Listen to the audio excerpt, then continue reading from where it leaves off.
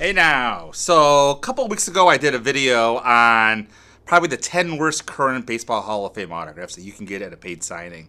And someone suggested that I do the 10 best Hall of Fame autograph, or neatest, I would say, autographs that I have received in person. So, I went through my autograph collection and I picked out what I thought were the 10 nicest current signers that are in the Hall of Fame. Granted, a lot of the players I've gotten in person have passed away, like Lou Boudreau, who had a beautiful autograph. So what I did was I put together what I currently consider the 10 best, or nicest, I should say, Hall of Fame autographs that you can currently pay for. Granted, most of these players were not exactly the best players. You won't see Willie Mays on here or anyone to that nature, or Derek Jeter for that matter. But there are a lot of Yankees. I was kind of surprised. So without any further ado, let's take a look at the 10 nicest Hall of Fame autographs you can currently purchase. These are in no order, and it's kind of ironic because in the last video I said Frank Thomas has the worst autograph you can probably currently purchase of any Hall of Famer, but somehow a dealer convinced him to sign some full name baseballs. And I got to say, it's a nice autograph if Frank Thomas was willing to invest the time to put his full name out there. So these autographs are out there on the market. I really like the full name autograph of his when he actually spells his entire name. So I would say this is one of the 10 nicest autographs you can currently buy from a Hall of Famer. Two oldies but goodies are, well, at least one oldie is Tony Perez. He got in the Hall of Fame in 2000. But again, look at that. You see every letter of his name. He dots the E. And right below him is another really nice autograph, and that is former Twins coach Paul Molitor, also a 3,000 Hit Club member. Again, Paul signs his entire name. This was from a paid signing in Atlantic City. One of the first times they ever had all the 3,000 hit signers together.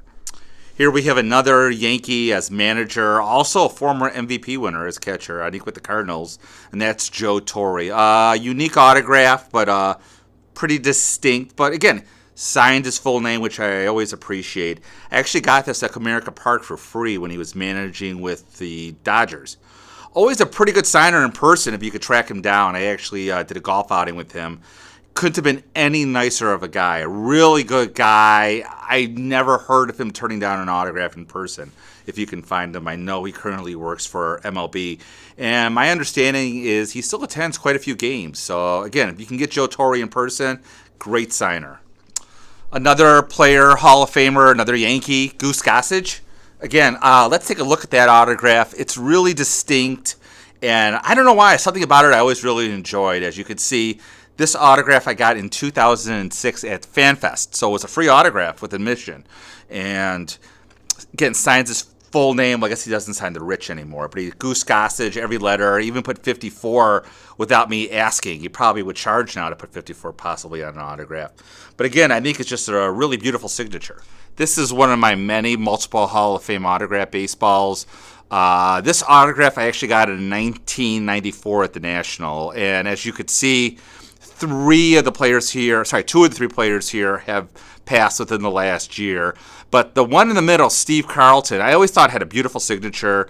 Again, he was probably an underrated pitcher, one of the greatest lefties ever to pitch the game. And you could see also signs every letter of his name when you go and pay for his autograph. So if you have a chance, I would go out there, and if you can, get a Steve Carlton autograph. Obviously, the person we're featuring here is not Jim Catfish Hunter. Actually, a quick background on that Hunter autograph. I got it in 1998 in Atlantic City at another show there. And that was the last show he appeared at. It was also the last show that Joe DiMaggio appeared at. DiMaggio, I think, was still 150 at the time of his death. But right below him is 2001 electee Bill Mazeroski. Now, there's a lot of controversy behind his election, whether or not he actually deserved to get in. But that's neither here nor there looking at autographs. I just think he's got, again, a gorgeous autograph, signs his full name, and I know he's really getting up there in age. That being said, I think he's doing a private signing coming up, so you can look that up if you're in the market for a Bill Mazeroski autograph. Of course, I have to mention 2019 unanimous selection Mariano Rivera. Mariano, again, another guy, really good signer if you can get him in person from what I've been told. This is a Steiner signing. Very unique autograph. He always, I thought, had a beautiful signature. The M's and the R's have gotten a little bit smaller, as you could see here with this example. But that being said, every letter of his name is signed there. Really nice signature. He is expensive, but he's a fairly common, actually, private signer. I think there's a private signing with him coming up soon. Here we have 2006 inductee Bruce Sutter. Again, this was signed right after his election to the Hall of Fame. I have seen some more in-person signatures more recently. He is signing through the mail through his house. His autograph is starting to shake a little.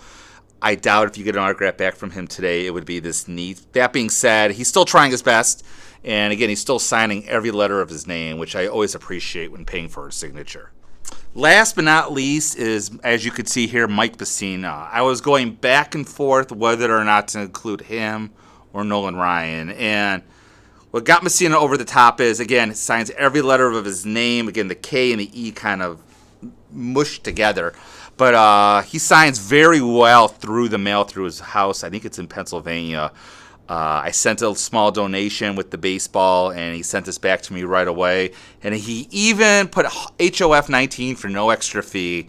So that's what pushed it over the top, was the fact that he's got a beautiful signature, and he didn't charge anything extra for the Hall of Fame inscription.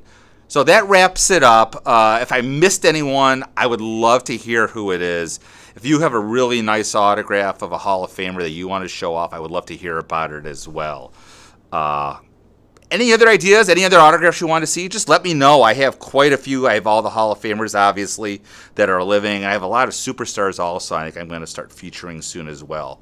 So that's about it, and as always, keep collecting.